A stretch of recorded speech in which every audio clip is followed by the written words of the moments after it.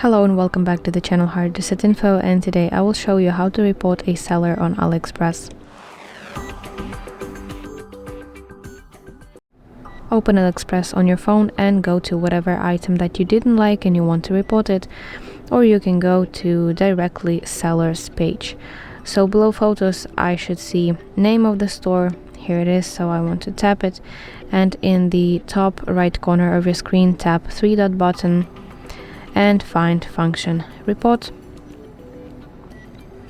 Select report from this list, and you can also here paste the product link that you didn't like, and now you have to provide reason for reporting.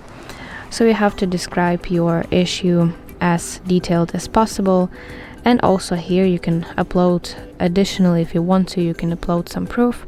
So it could be any kind of screenshots or photos or other proof to support your claim.